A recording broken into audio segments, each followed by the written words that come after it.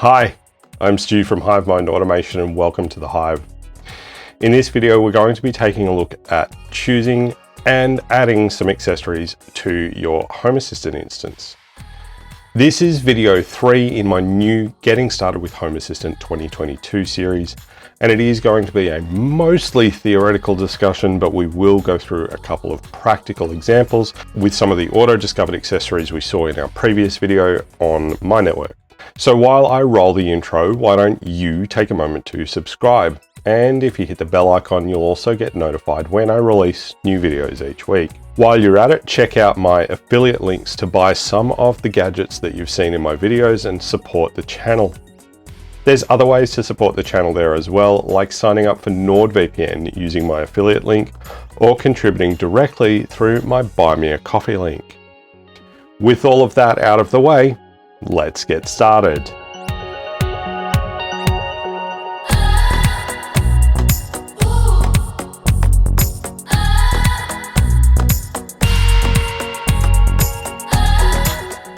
So if you followed along with the first video in this 2022 Getting Started with Home Assistant series, and you set up Home Assistant on your Raspberry Pi or other computer, you're probably now going to want to add some accessories to your Home Assistant instance so that you can then start using Home Assistant to control different aspects of your smart home. Now, there's a good chance that without knowing it, you already have some smart gadgets in your home that are capable of integrating with Home Assistant. It's fairly common these days for things like smart TVs and some home networking appliances and the obvious smart speakers to have a Home Assistant integration available. It's also become increasingly common in some of the newer appliances like fridges, washers, dishwashers, and air conditioning units to have some connectivity built in to be able to remote control and remote monitor those appliances. More likely though, there's already a good chance that if you're watching this series, you might have several smart home gadgets that you're already using,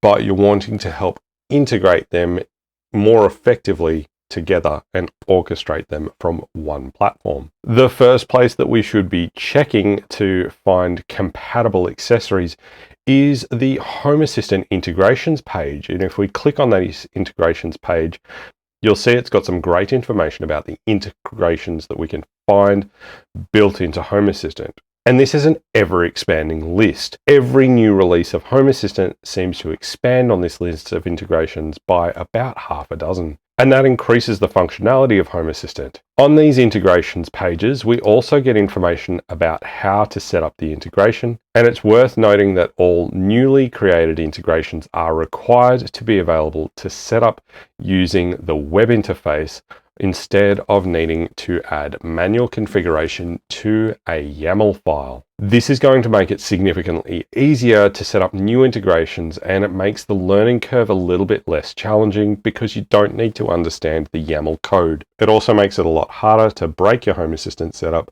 by fudging something in the YAML file. If you are using the Home Assistant integrations page before going and buying accessories, it's also worth checking the integration type. And you'll see here on the top right hand corner, we've got the Philips Hue integration was introduced in Home Assistant 0.6.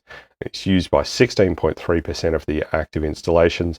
This is the important section here. It says its IoT class is local push and scores platinum on our quality scale. And this local push is important. If we click that, we can then see the classification of the Internet of Things, and we can then see here the different types of integration that we have.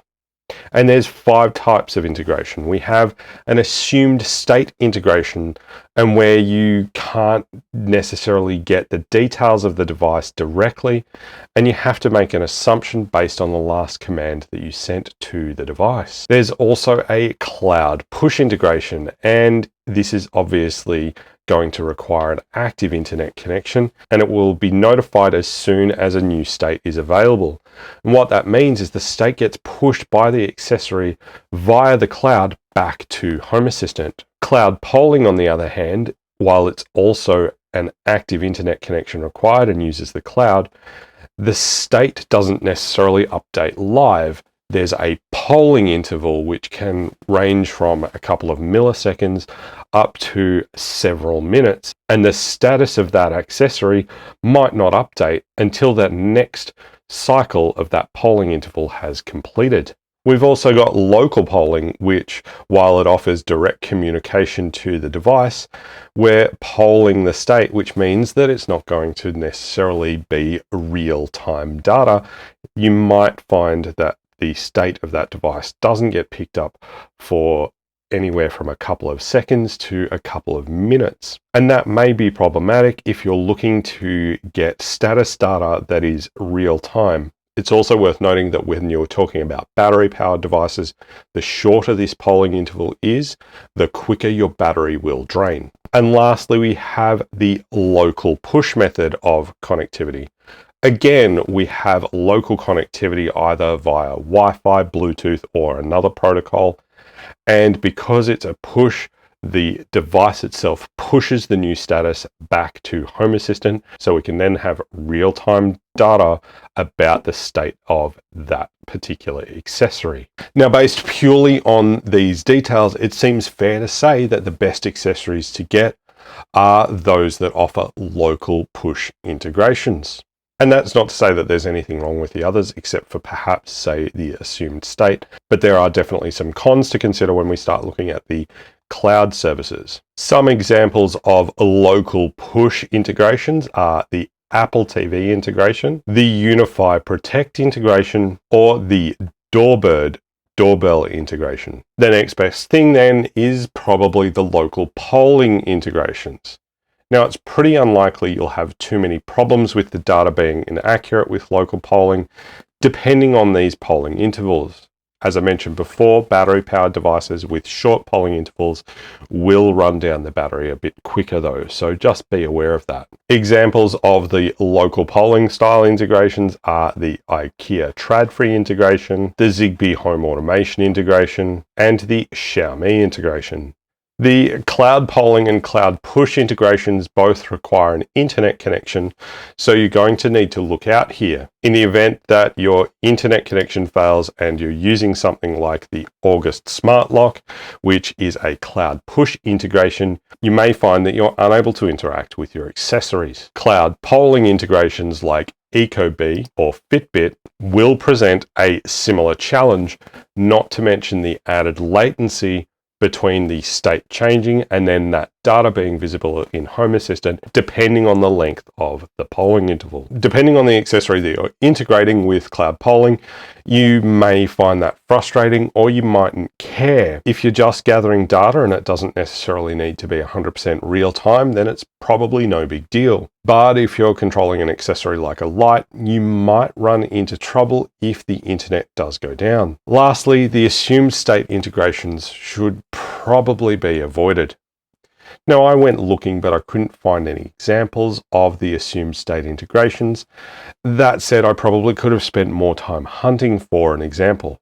Another place that we can hunt for integrations is the Home Assistant Community Store, also known as Hacks, and we'll be taking a look at installing Hacks in a future video. That said, if you're out shopping and you see a smart gadget that looks good but isn't in the native Home Assistant integrations, it's certainly worth Googling the smart home device and then Home Assistant, and you might get pointed to a Hacks-enabled custom component on GitHub.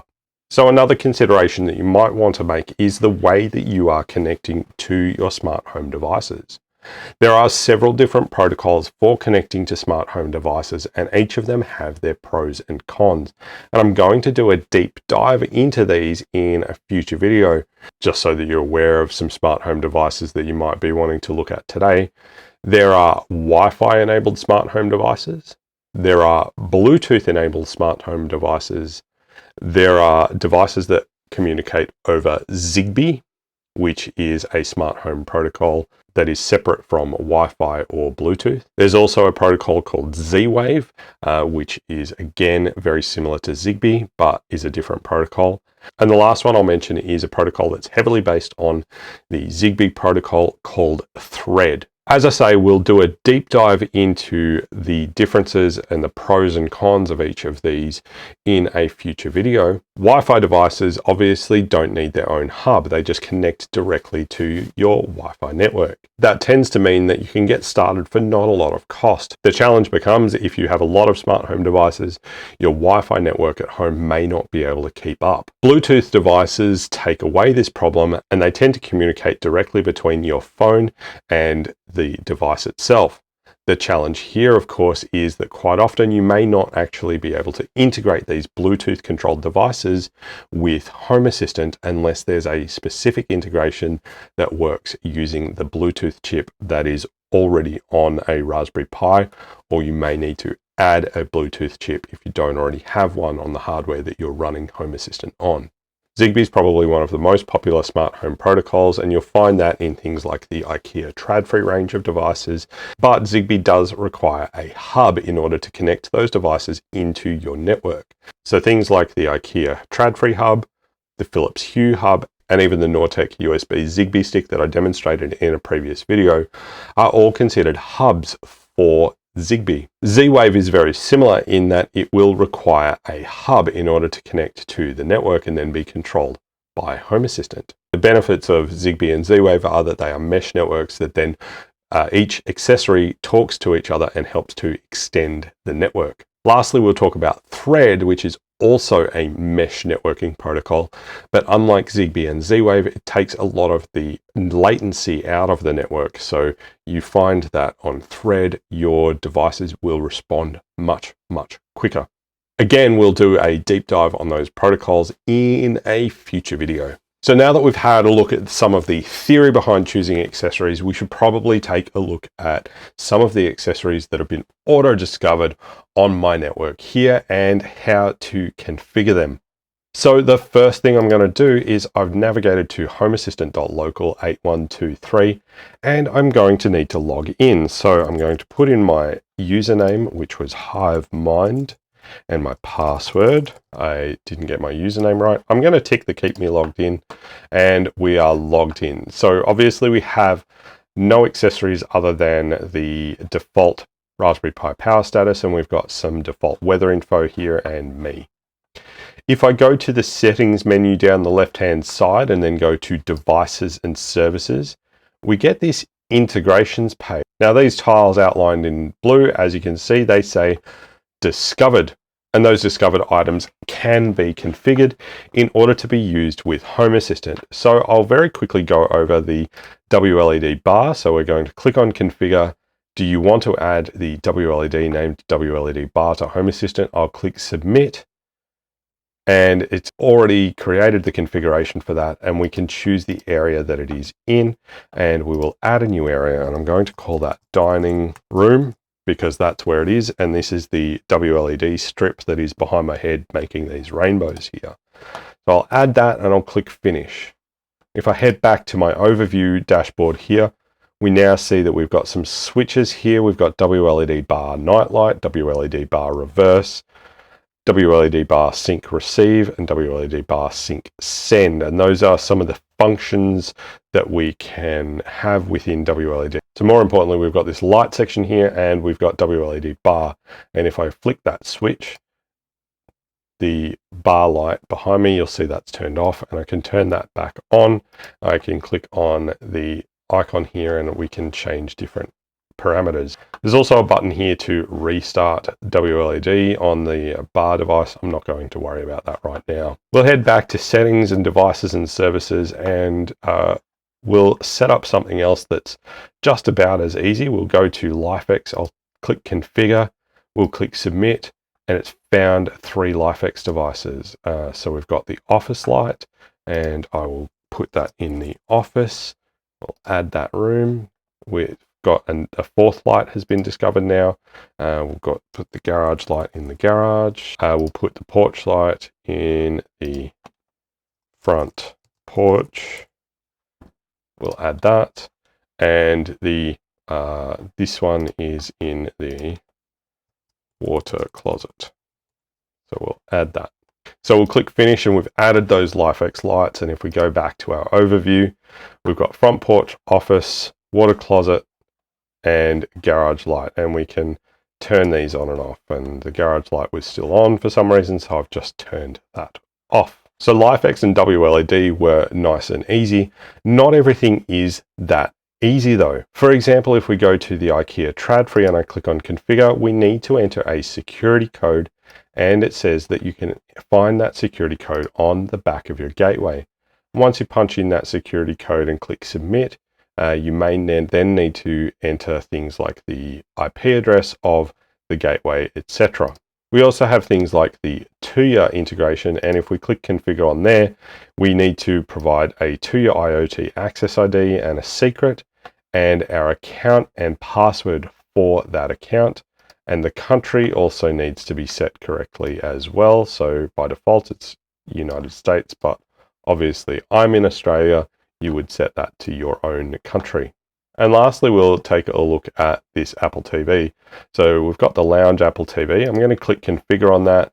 It's telling us we're about to add Lounge to Home Assistant. And to complete, we may need to enter multiple PIN codes. So I'm going to click submit on that. And my Apple TV has just turned on. And because of CAC integration, it also turned on the television.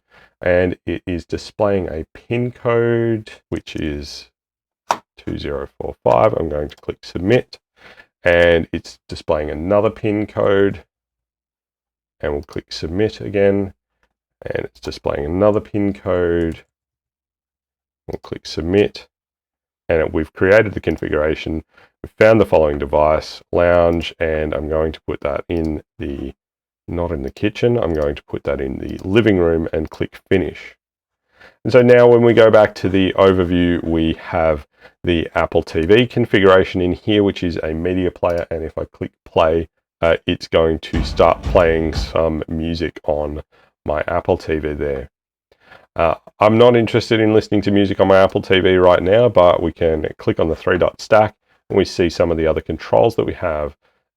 Things like browsing media, volume up, volume down, and we can even change the source. And when we click on the source, we see the apps that we have installed on our Apple TV. So I can launch the YouTube app directly from my Home Assistant instance on my Apple TV and go from there.